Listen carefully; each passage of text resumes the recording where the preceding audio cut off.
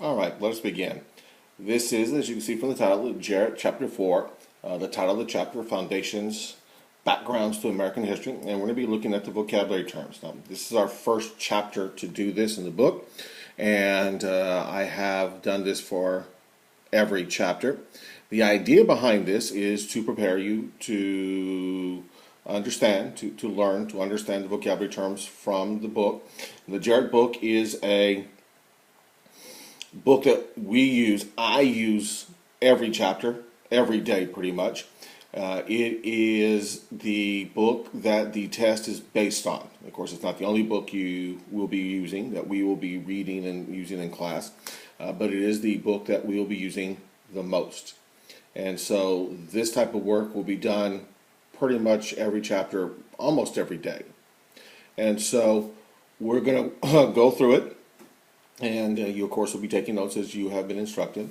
And I'll be using different colors and different things to highlight, illustrate different vocabulary terms. Anyway, I think you'll understand it, so let's go ahead and get started. Now, what we're looking at are the first three vocabulary terms from the Jarrett book. And we're going to be using this material. I will be using these slides to hopefully help you better understand. So again, you'll be taking notes.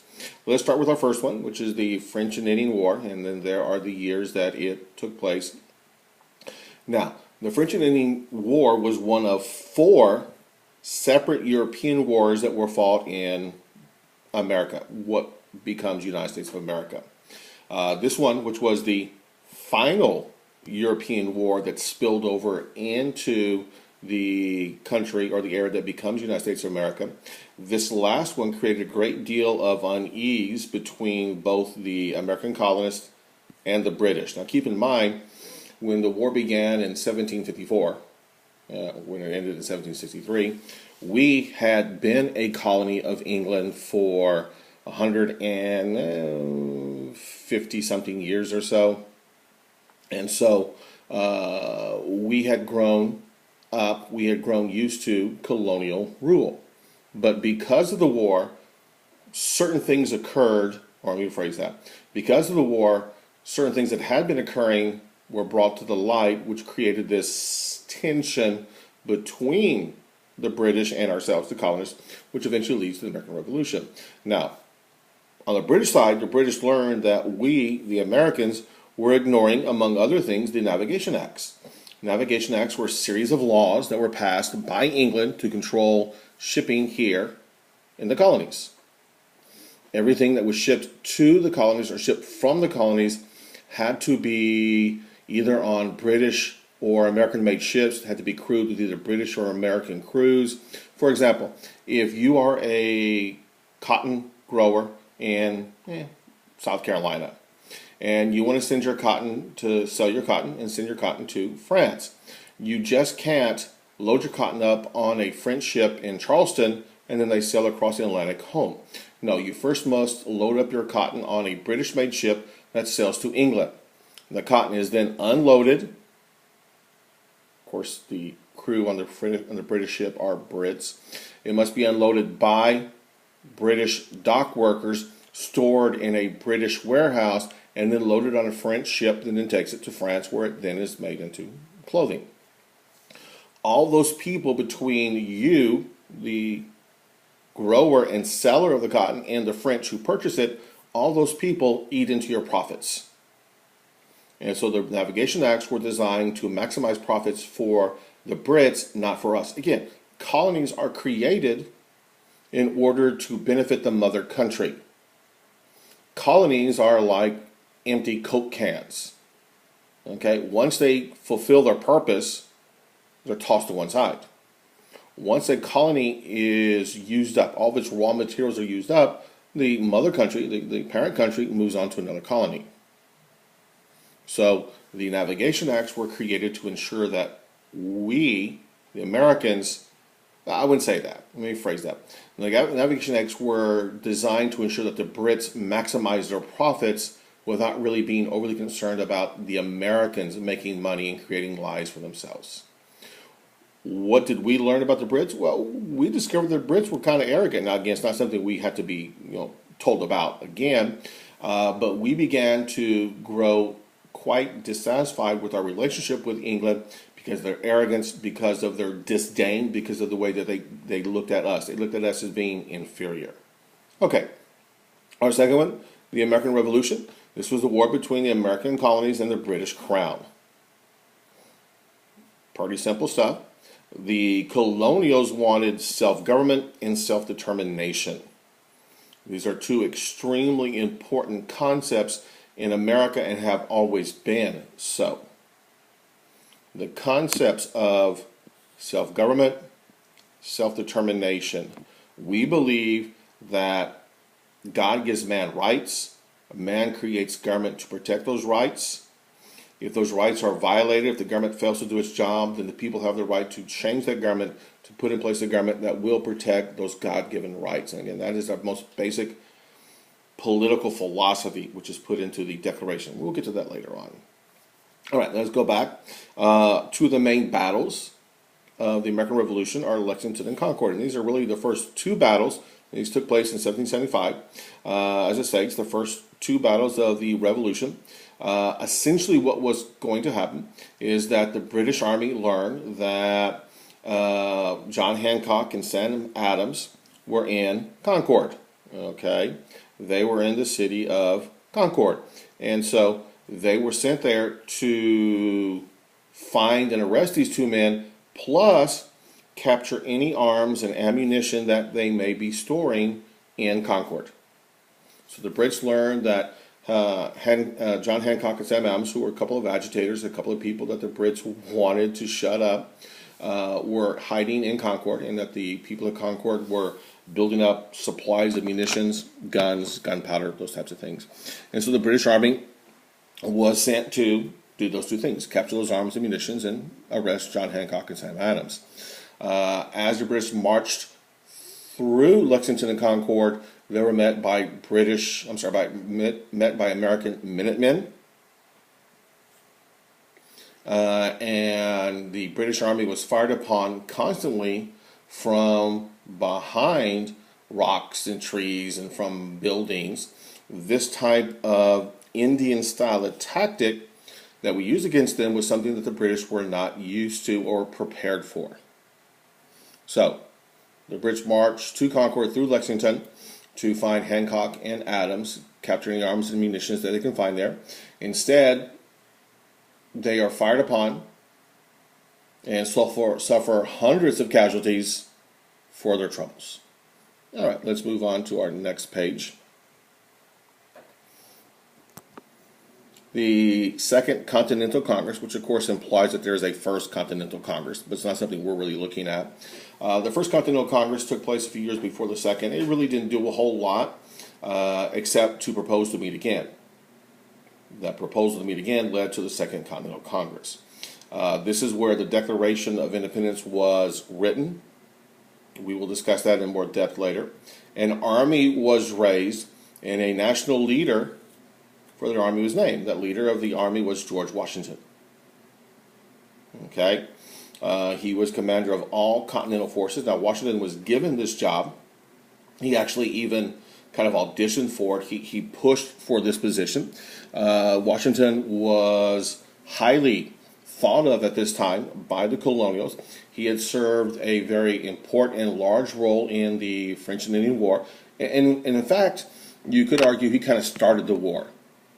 He was sent by the governor of Virginia. Washington is a Virginian. He was sent by the governor of Virginia, a man by the name of Dinwiddie, to the Ohio River Valley area, which the Virginia legislature claimed as being part of Virginia. He was sent to that area to kick the French out.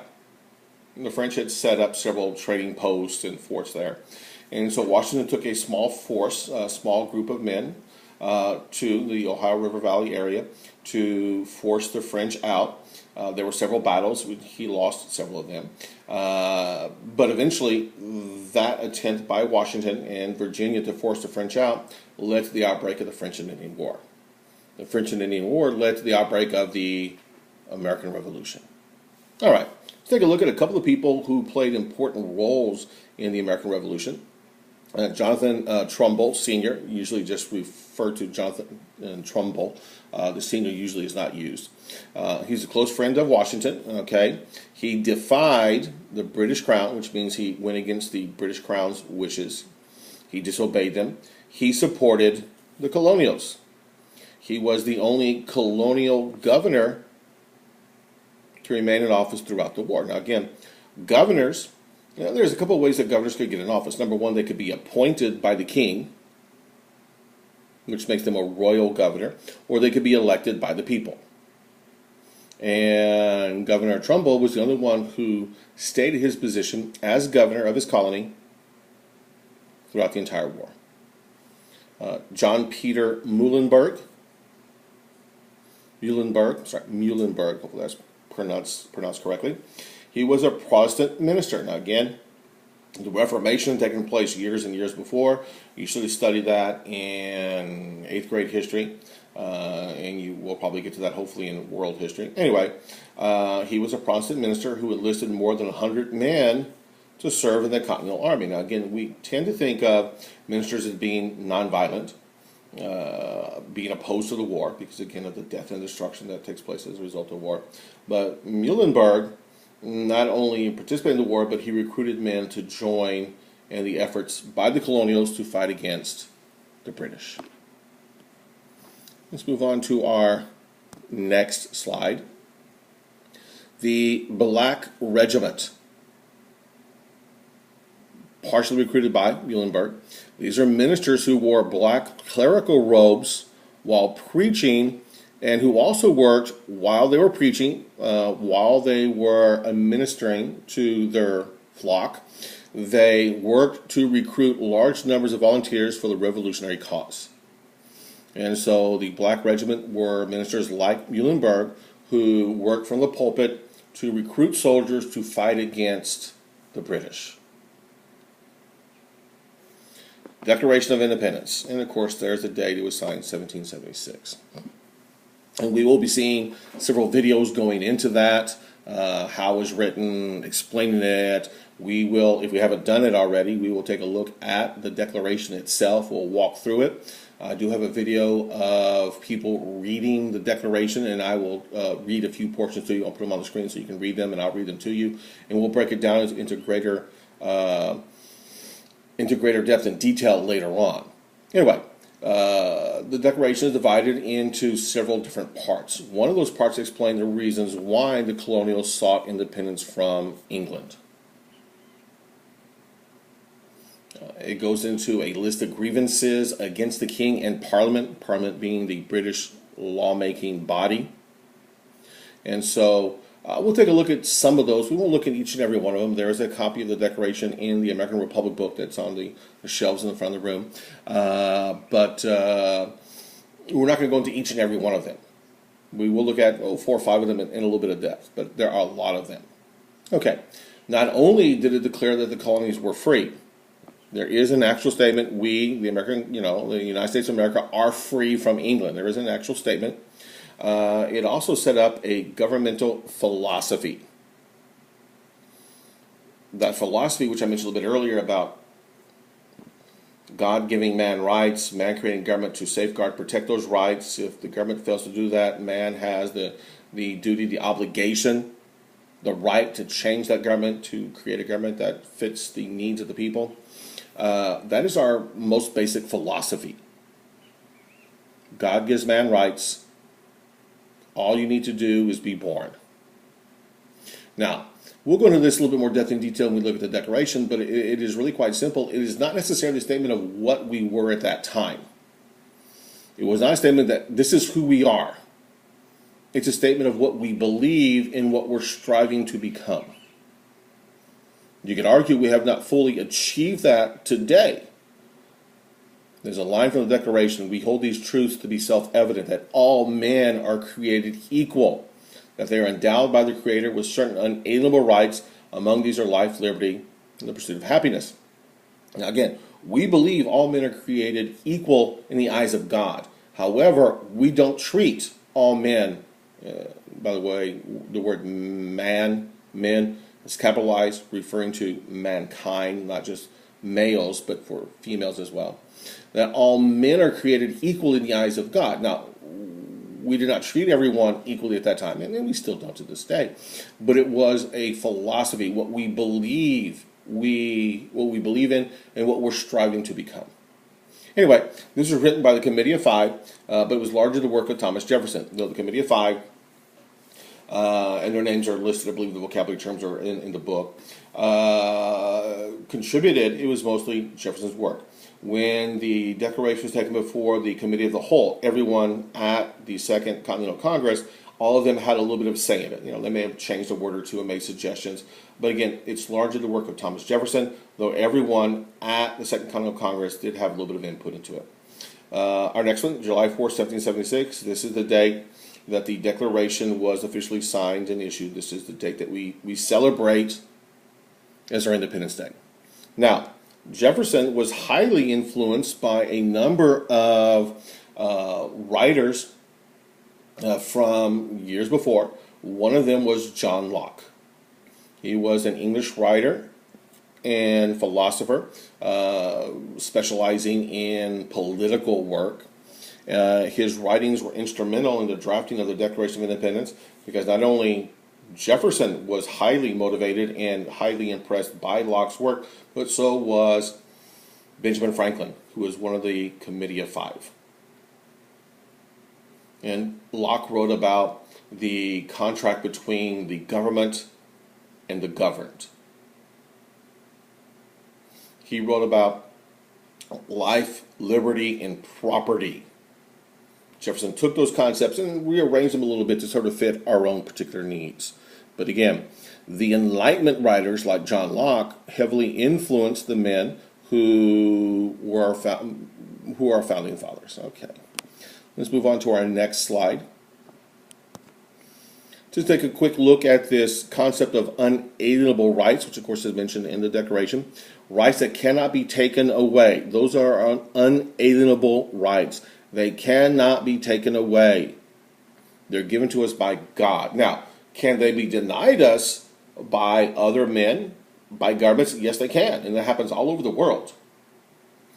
But we believe, and this is the most basic philosophy, the most basic philosophical concept we have as Americans. It's ingrained in all of us. All men are created equal, that they are endowed by the Creator with certain unalienable rights, that among these are the rights to life, liberty, and the pursuit of happiness. That's what we believe as a people. Our next one, George III, King of England during the Revolution. We believed, we said, we wrote in the Declaration that he was a tyrant. Richard Henry Lee, he was the governor of Virginia at this time, and he is the one who made the formal motion for independence from England. The Virginia legislature, known as the House of Burgesses, issued a formal Declaration of Independence, a statement saying that we, the colonies of America, have the right and ought to be free from England. Richard Henry Lee made that motion in the Second Continental Congress, and that was the motion that led to the Declaration of Independence and America declaring themselves to be free. All right, John Hancock, who was mentioned a little bit earlier. He was a very wealthy New England businessman. His wealth helped fund a great deal of the war. He was the president of the Second Continental Congress. And when the Declaration was signed on July the 4th, his signature was the largest on the document. Now, he is also the first one, as the president of the Second Continental Congress, he was the first one to sign the document. He writes it really large. I'm sure you've seen copies of it. If not, I will show you one. When asked about it, supposedly, the story goes, when asked about how come you wrote your name so large, John Hancock supposedly answered, so Fat King George can read it without his spectacles. Meaning, so George III can read it without wearing his glasses. To this day, you often hear people say, well, put your John Hancock there. That means go ahead and sign whatever they ask you to sign. Our next one, our last one on this page, Benjamin Rush, called the father of American medicine. He was also a signer of the Declaration. He was, of course, a doctor, helped create new techniques in medicine, helped pave the way for medicine to be accepted as a true profession here in the colonies and then eventually the United States of America. Let's go to our next slide. Take a look at a couple more individuals who were extremely important in the writing of and the writing of the Declaration and the winning of the war. You have Charles Carroll, again, one of the more wealthy men in the colonies. He spent a large amount of his own money. He spent large amounts of his own money to help finance the war against England. John Witherspoon, also a signer of the Declaration. He was a clergyman, he was a minister who became president of the College of New Jersey, which eventually became known as Princeton. Now, the men who helped write and sign the Declaration were the cream of the crop that the colonies had at that time. Well educated, usually well off, and many of them went on to become and to do great things that we still enjoy to this day. Again, like, for example, Witherspoon be the first president of the college that we now call Princeton. Now, the Articles of Confederation, this was our first government. While the Declaration was being written by the Group of Five, there was another group of delegates who were writing a government that we would live under while we fought the war. That government is what we call the Articles of Confederation. This is our first government. It unfortunately failed because it had a national government that was too weak. Now again, this is the important part. It was too weak. That should be a K. My handwriting is horrible. That doesn't help a whole lot, does it? Okay, let's get rid of that. You're going to find out that I have, that's better. I have horrible handwriting. So anyway, the Articles of Confederation, written during the Second Continental Congress, failed because the government was too weak. And we'll go into some depth and detail on that as well a little bit later on, or in another venue. Let's move forward.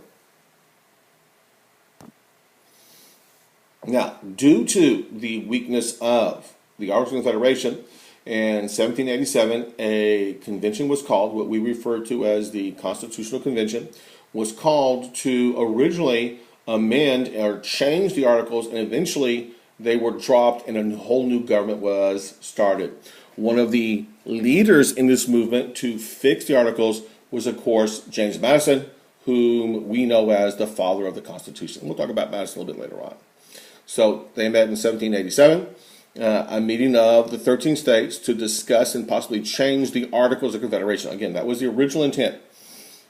Once the convention started, by the way, George Washington is the president of the convention.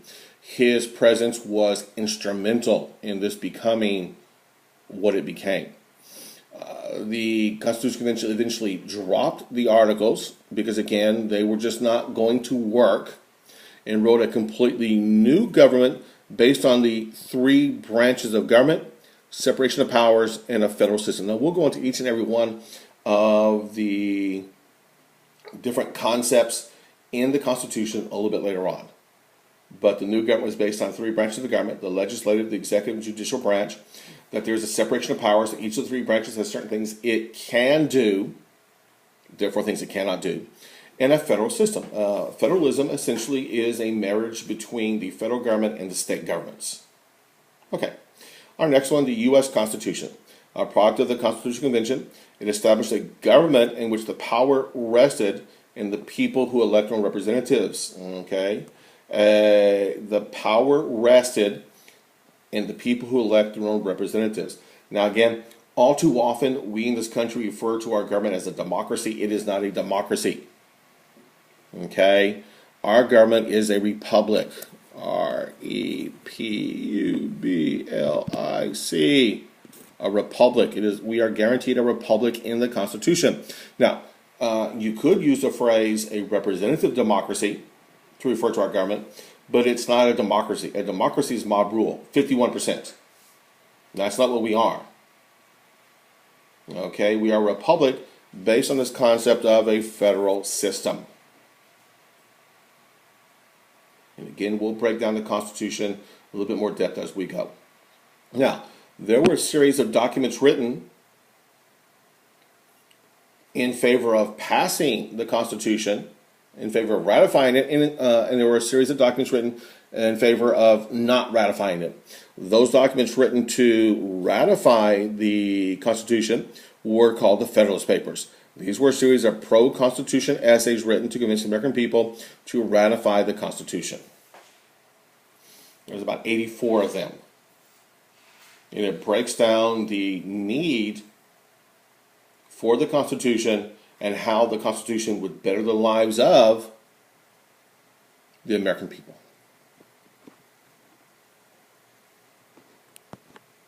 Now, here are the principles, the 7 principles of the Constitution. Now, again, there is a Constitution handbook in the American Republic book. I forget which page it's on. We'll take a look at it. But these are the 7 concepts, the 7 principles of our Constitution. Let's walk through each one a little bit. The first one, limited government. The powers of the federal government were limited to those specifically provided in the Constitution. Specifically provided in the Constitution. This today is the biggest disagreement that people have in the country about the Constitution. You have two main political parties, Republicans and Democrats. How they view the Constitution, how they view the interpretation of the Constitution is what truly separates them from the others. The Republicans believe in a more strict interpretation. Only what the Constitution provides is what government's allowed to do.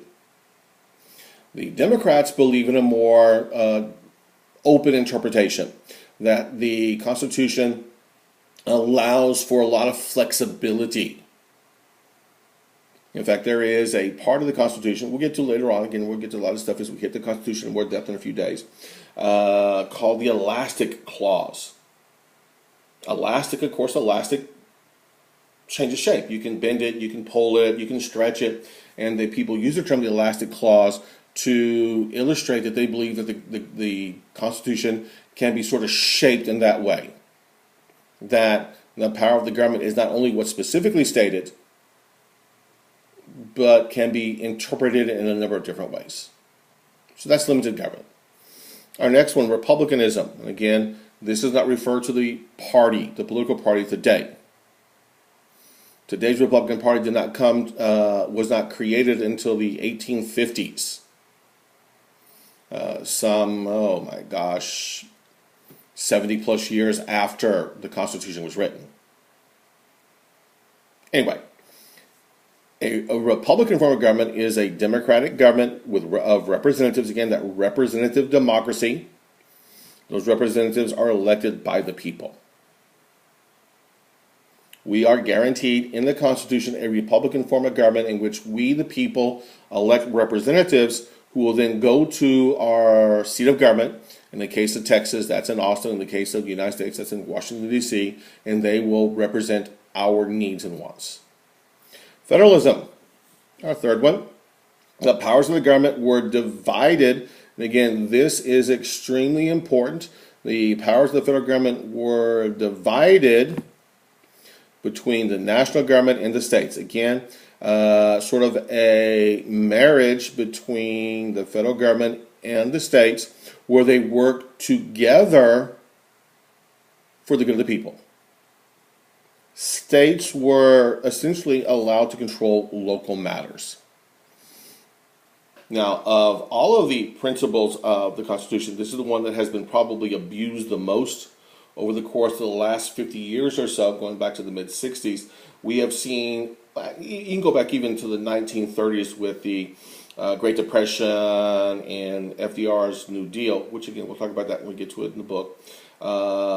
Starting there and then having great growth under Lyndon Johnson's Great Society in the 1960s, we have seen this concept of federalism kind of be blown out of the water.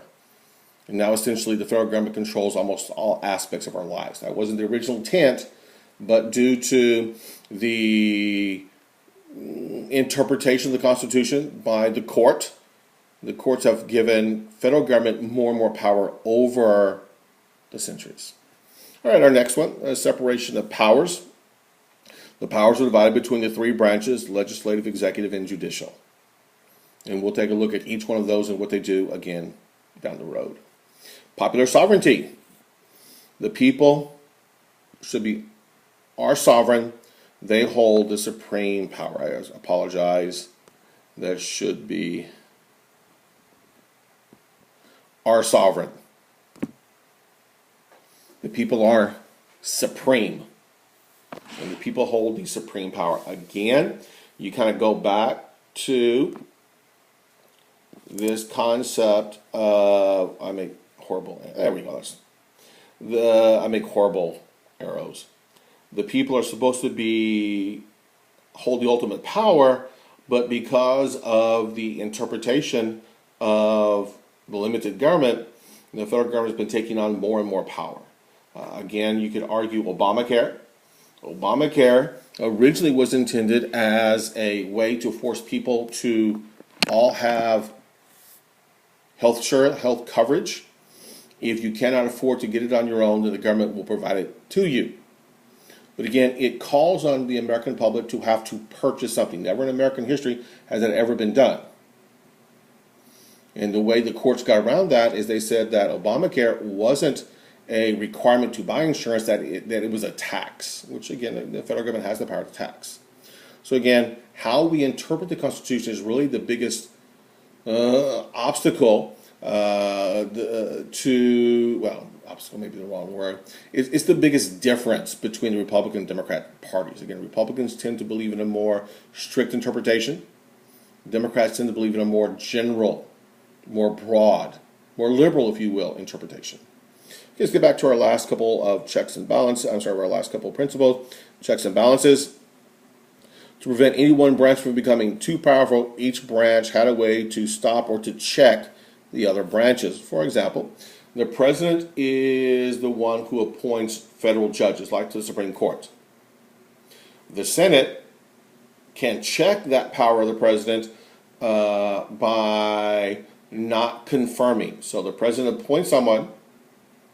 That person then must go before the Senate to be confirmed. If the Senate denies that person, then the president must appoint another person.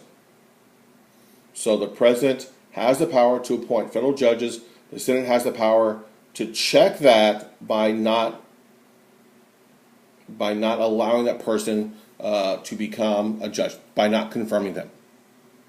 Okay? Now, the courts then determine whether or not laws passed by Congress are legal or constitutional. So, the president has a check over the courts because he appoints the members. The Senate has a power over the president to check him by confirming or not confirming his appointees. The courts have a check over both the president and the legislative branch by declaring laws that they work together to pass to be unconstitutional. And that's the concept of checks and balances. Finally, the concept of amendments. The ability of the people to make significant changes to the Constitution. There are a total of 27. The first 10 don't really count as amendments because they were added a short time after the Constitution was ratified. In fact, it was one of the conditions for ratification. So, if you do not count those first 10, which were ratified in 1891, from that point to today, we've had an additional 17. So the amendment process is something that is used very infrequently. It is used very rarely. And we'll talk about each of the amendments as we get to them. Well, let's move forward. John Jay, who was a member of the Continental Congress. He helped negotiate the peace treaty ending the American Revolution. He wrote a number of the Federalist Papers, and he was the first Chief Justice to the Supreme Court. Jay had a long and distinguished career in federal government. And again, those are just a couple of his accomplishments. The Bill of Rights. The first 10 amendments to the Constitution. Again, these were added as a condition for states to ratify the Constitution. As the Constitution is being finalized, a couple of the members of the Constitutional Convention said, well, we can't sign it because there's no listing of individual rights. It was brought up, well, every state has a listing of those in their individual state constitutions. But these two men were quite adamant in saying it has to be in the federal document as well. So there was an agreement that something would be done and they would be added. James Madison came up with 13 proposed amendments. 10 of them were adopted. Those 10 we call the Bill of Rights. And they are a listing of individual rights guaranteed to Americans. Now again, I have videos on each and every one of them. We'll take a look at some of them before this chapter is over. Some of them we will continue as we go throughout the year. I mean, we're going to come back and touch on the Declaration and in particular the Constitution as we go throughout the year. But I do want to take a look at some of them because some of them are, I'm not going to lie to you, some are more important than the others. For example, look at the Third Amendment. Prohibits government from placing troops in people's homes without their consent. This is a direct result of the actions taken by the British prior to the American Revolution. It was called the Quartering Act. To quarter someone means to give them refuge, to give them a place to stay, food to eat. That's never been an issue here in the United States of America. It was added because the British had done that to us. Now again, you're going to look at, as we go through the Bill of Rights, you're going to see things where we, the colonials, felt that we had been denied these rights under British rule. So we made sure that they were added to our own Constitution, our own listing of individual rights. So anything that you see in the Bill of Rights, these were rights that were denied to the colonials by the British government. That's why they're included here. And again, I'm going to walk through these kind of quickly. We'll take a look at each and every one of them in more depth and detail as we go throughout the chapter.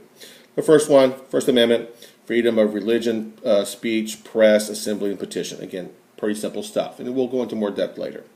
Second Amendment, the right to bear arms, one that is under a lot of scrutiny these days. And we'll talk about that again as we get to it later on. Let's move onward.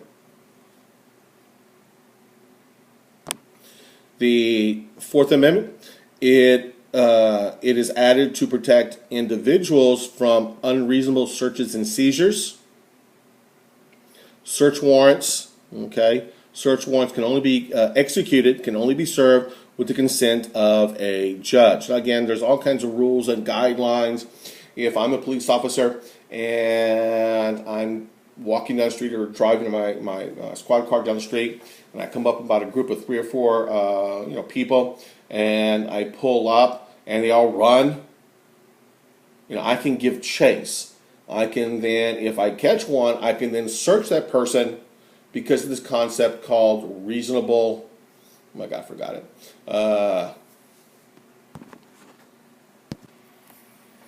Okay, sorry, someone came in the room at the stop it. Anyway, so if I happen to catch one of the people who ran, then if there is a reasonable suspicion, and again, them running from me is reasonable suspicion, I can then search them. If I pull someone over as a police officer, and as I approach the vehicle, I look in the back seat, I see what appears to be a weapon, a gun, which of course is not allowed here in the state of Texas. You cannot carry an open firearm in the state of Texas. Then I can get the person out of the car, handcuff them for their protection and mine, and then search the vehicle because again there is a reasonable expectation of something has been a law has been broken. Because again, I saw the gun. If I smell alcohol as I speak to the person driving, I smell alcohol in the person's breath, I can then give them a breathalyzer, blah, blah, blah. I mean, there's all kinds of stuff, right? But again, the idea behind this is Uh, the Crown, the British Crown, used to use what was called a writ of assistance. Essentially, what that meant is an open warrant to search and try to find something to prove you're guilty. Today, a search warrant is specific. You're looking for such and such thing at such and such place. Now, if I am conducting a search warrant, a search of your home for drugs, and I find a severed body, a severed head, well, I can arrest you for that. Okay? I don't need to go back and get another search warrant. So if I find evidence of a separate crime than what I'm looking for, you can be brought in and questioned on that. Anyway, so that's the Fourth Amendment, unreasonable search and seizure. I've gone way too much into this. I'm sorry. Let's move forward. Our next one, the Fifth Amendment, called for legal procedures to be carried out according to the established rules. There are a number of provisions in the Fifth Amendment. Let's take a look at each one. No person can be imprisoned without an indictment by a grand jury. No double jeopardy, which means a person cannot be tried more than once for the same offense. The idea of this was prior to the American Revolution, people were often arrested by the Crown, tried and found innocent, tried again and again and again until the Crown got the guilty verdict they wanted. So this no double jeopardy eliminates that. Self-incrimination. You cannot be forced to testify against yourself in a criminal trial. In a civil trial, and we'll talk about the difference of those later, you can. But in a criminal trial, again, let's say I'm arrested for murder, the prosecution cannot force me to testify. I can testify if I choose to, but then I can be cross-examined by the prosecution if I choose to testify. Let's move forward. The last one of the Fifth Amendment would be eminent domain. The government can take a person's land, but only if they are justly compensated for it. Now, this was changed about a decade or so ago in the Kello versus the Connecticut decision. Prior to that, the government could take your land, but only for public usage, the expanding of a road, those types of things. Today, thanks to the Kello decision, the government can take your land if it will provide jobs and provide tax revenue. For example, let us say the government wants to take your land because someone has convinced the local government that a mall would go real well there. So the government forces you off your land. You, of course, are paid for it. And then they build a mall. Again, what's the justification of removing you from your land? That it would now create jobs and create tax revenue. Again, that was changed about 10, 12 years ago. Sixth Amendment, a speedy and fair trial. You cannot sit in a jail cell for 10, 12 years if they get around to trying you. It must be done as quickly as possible. The Seventh Amendment guarantees a right to a trial by jury, a jury of your peers. The Eighth Amendment, a person cannot be held without bail, and that bail cannot be excessive compared to the offense. Now again, if you're arrested on a murder charge, and it's a pretty heinous murder, you killed 3 or 4 or 5 people, whatever the case may be, yeah, the bail can be $1 million or more, particularly if there is a possibility you will flee the country. If you are arrested for excessive speeding tickets, well, they're not going to give you a bail of $1 million. That would then be this excessiveness. Now, the Ninth and 10th Amendments are not necessarily individual rights, but they do clarify certain issues. For example, the Ninth Amendment states that just because the Constitution lists on specific rights, this does not mean, again, this is very important, this does not mean that citizens do not hold other rights that are not mentioned. So the Ninth Amendment states that there might be other rights that are not specifically mentioned within the Bill of Rights. The 10th Amendment, and this is the most ignored one, particularly again given our growth of federal government over the last 50 plus years, the federal government has only those powers specifically given to it by the Constitution. If a power is not given to the government or denied to state, it belongs to the state. Let me make sure this is understood.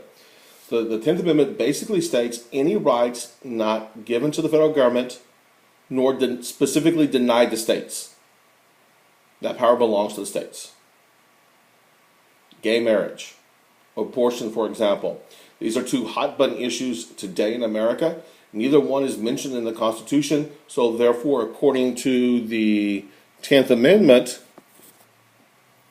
those two rights then belong to the state, or states. So Texas should have the right to determine whether or not it allows gay marriage or whether or not it allows abortion. Could that then mean that there are 50 different laws for abortion in this country and 50 different laws for gay marriage? Yes. There's nothing wrong with that. That's what we're guaranteed in the 10th Amendment. But because of the growth of federal power, thanks again to the courts interpreting the Constitution, or the way the courts interpret the Constitution, the 10th Amendment has somewhat been done away with, and pretty much all powers now belong to the federal government. A little over a year ago, it was illegal in pretty much every state for homosexuals to marry. There was a Supreme Court case in the summer of 15, and I apologize, I forget the name of the case.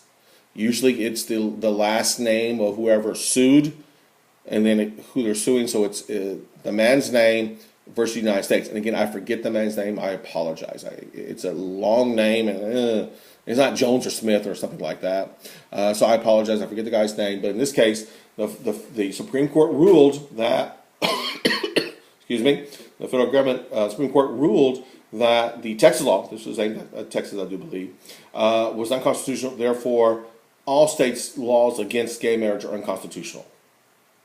Now, again, my belief, the 10th Amendment is quite clear on that. If it's not specifically given to the federal governments, it belongs to the states. And this is an extremely important thing. And again, this goes to the concept of federalism and popular sovereignty and on and on and on. All right, let's continue. We should not have too many more left, and we'll be finishing with this. I'm not even going to try to butcher this guy's name. Hector St. John. We'll just leave it at that because I'm going to butcher his last name. French immigrant who tried to define what is an American. Now, Alexis de Tocqueville was also sent by the French to study America, particularly our prison systems, in order to help the French reform their own their own prison system, okay? While here, and he was here for a number of years, he wrote a book called Democracy in America. The book serves as a guide to measure how America has changed since it was written. The historians who have studied such things have looked at Democracy in America, written by Tocqueville, and have identified 5 values that Tocqueville found crucial to America's and Americans' success. Okay, so Tocqueville was sent here by the French to help the French reform their prison system. While here, again, he was here for a number of years. He wrote a book called Democracy in America. There are essentially 5 values Tocqueville wrote about, which he found that were crucial to us here as Americans in our success. They are, number 1, egalitarianism. It means equality. We are a society of equals. Now again, we are not all treated that way. There has been a lot of talk lately. Again, we have the 2 political candidates, and I am doing this in the middle of August. I'm making this video in the middle of August. So when I show it to you, any number of things may have changed in the American political system between now and then. By the way, this is August of 16. So in a few years down the road, you know, when I show this to students in 17, 18, 19, 20, whenever I show it to you, again, keep in mind, this is when I'm doing this in August of 16, and so we have the 16 election coming up in a few months. Anyway, there's been a lot of talk about how the candidates have kind of gotten away with things. Again, in particular, Hillary Clinton, there's been some things about her and handling of emails and classified information. The FBI ruled that, you know, that she did handle classified information improperly, poorly. They decided not to charge her, but the FBI director Comey said that if someone else does something similar, we'll probably charge them. So again, a lot of people look at this and look at this concept of Egalitarianism, equality, and say, well, she gets away with it because she's a Clinton or she's running for president. I would not.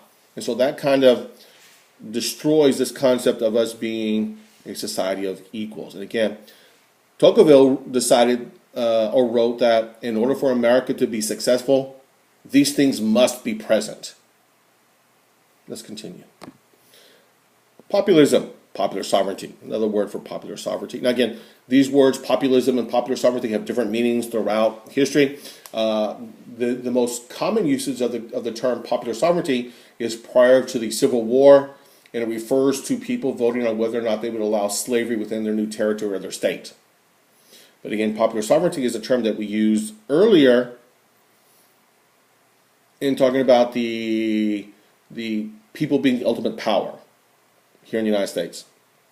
The participation of the common people in political life in voting and expressing their opinions. So egalitarianism, equality, populism, popular sovereignty are the first two of these five values Tocqueville found to be crucial to America's success. Let us continue. The third one is liberty. Tocqueville meant protection against tyrannical governments. Governments that have become too powerful and too controlling. Again, I would argue that we've seen this over the course of the last 5 or 6 decades of the American government becoming more and more powerful. And again, I would not necessarily say that it's become tyrannical, but again, we have moved away from that concept of federalism. Our next one, individualism. Americans were free to be and do as they saw fit without hereditary distinction. Again, Europe was based on a hereditary system.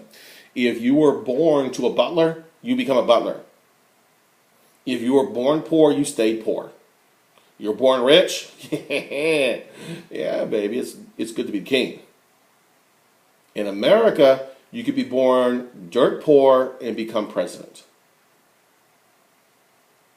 You could be born rich and die poor. I mean, again, there are no hereditary distinctions. You are free to do and be as you see fit. Again, within the law, of course. You want to be an Aztec and practice human sacrifice? We're not going to allow that because, again, it goes against life, liberty, the pursuit of happiness. Again, within reason, you are free to be and you are free to do as you see fit. That's individualism. And our last one, laissez-faire. The government took a hands-off approach to the economy. Now, again, in the 1920s, this concept of laissez-faire was taken too far, which resulted in the stock market collapsing and then eventually led to the Great Depression. And we'll talk about that later. My way to explain this is imagine a boxing match. You got two boxers, the producers and the consumers. The referee is the government. It is the government's job, the referee's job, to ensure that neither boxer gains an unfair advantage by cheating. If one of the boxers cheats, the referee stops the match, corrects the error, punishes the boxer who cheated by maybe taking off a point, and ensuring that the boxing match is as fair as possible. In business, in the economy, the government's job, the referee's job, is to ensure that the two sides, the producers and the consumers, the people who make the goods, the people who buy the goods, or the employers and employees, neither one gets an unfair advantage. That's the concept of laissez-faire, and that was the fifth important value that America and Americans needed to be successful. We got a few more and we'll be done. Our next one is the Civil War, 1861 through 65. We're not going to spend a lot of time on this. Again, keep in mind, the Jarrett book is based upon the Teaks. So they took the Teaks and they wrote a book about the Teaks. Now, the American Republic book and all the other textbooks that we may use or may not use, they all take the Teaks and expand upon them. They add things that are not in the Teaks. So the Jarrett book is only what is in the Teaks. So any and everything in the Jarrett book can be on the test. Much of the material in the American Republic book is not going to be on the test. So what is in the Teaks, what is in the Jarrett book, what are on the vocabulary terms, are things that you may see on the test. So the Civil War was a war between two regions of the United States, the North and the South. The North was opposed to slavery, and the South favored slavery. This war was the most devastating in American history and essentially ended slavery in the nation. Over 1 million casualties, the most deadly war that we've ever been a part of. Of course, you got to keep in mind, everyone who fought and died or everybody who's fought and wounded was an American. But well over 1 million casualties, and what would today be, I don't know, maybe trillions of dollars, in today's dollars, trillions of dollars of damage. 13th Amendment, slavery was abolished. This is the first of 3 amendments dealing with the former slaves. 13th Amendment, slavery was abolished. It is illegal to own slaves thanks to the 13th Amendment. The 14th Amendment made the former slaves citizens. The former slaves are now citizens. In addition to that, the 14th Amendment granted all citizens the concept of due process and equal rights, but now at the state level. These concepts were expressed in the Constitution at the federal level, but now, thanks to the 14th Amendment, those concepts must be carried out at the state level. So a cracker, Klan-loving judge in Tupelo, Mississippi cannot deny a black man or woman their due process, their equal protection under the law, because he doesn't like them. So the 14th Amendment's concepts of due process and equal protection now are extended to the states. The states must guarantee equal protection under the law and the concept of due process. 15th Amendment prohibited denying individuals the franchise the right to vote based on race. If you are a U.S. citizen, you meet certain criteria based on age and residency, you can vote. Now, there's a lot of talk, there's a lot of stuff going on in certain states. California has essentially made it possible for people who are here illegal aliens to vote. There are a number of states, 7 or 8 of them, that give illegals a driver's license. Well, you got a driver's license, you are more than halfway there to voting. So the Constitution is specific in saying only citizens can vote. And this is the process that will be discussed quite a bit as we continue in the election cycle. Now, one other thing real quickly. Due process, equal protection. Texas and a number of other states had laws that required a voter, an ID, a photo ID before a person can vote. As of when I'm doing this, keep in mind this is the middle of August of 2016, there have been a couple of federal judges who have ruled that those requirements to have a photo ID is unconstitutional, that it's racist, that black people and Hispanics can't get voter IDs. Either, I don't know, they're too dumb or too poor. I don't know what the federal judges are thinking. There are a number of countries like Mexico, for example, that require photo IDs before they vote. India requires a photo ID before they vote. Again, I would say those two countries are far poorer than America. So again, these are issues that are being discussed as we're watching this video. Issues surrounding due process, equal protection, the franchise. These are not things written by a bunch of dead old white guys, a couple hundred years ago. These are things that we're still living through, we're still discussing to this day. Our last two, e pluribus unum. This is found on the Great Seal of the United States. What essentially translates is to, out of many comes one. Out of the many people, many different nationalities, ethnic groups, racial groups, religious groups, there is one. And of course that one would be Americans. Finally, in God we trust. This was added to the Declaration of Independence in 1956. It also becomes our national motto. This is a direct result of, a direct result of the Cold War. against the godless heathen communists. It was felt that we needed to ensure that our national motto, "In God We Trust," and the concept of one nation under God, which is in our declaration, in our national, our Pledge of Allegiance. Forgive me, our Pledge of Allegiance. These were added at that time, and around that time, again, as we were combating communism during the Cold War. Okay, anyway, that is that. That is all of them. Those are all the vocabulary terms for Chapter 4. And again, these are vocabulary terms that come from the Jarrett book. The Jarrett book is based on the TEACs. So, anything and everything else you need, I will discuss once this video is over. With that, bye.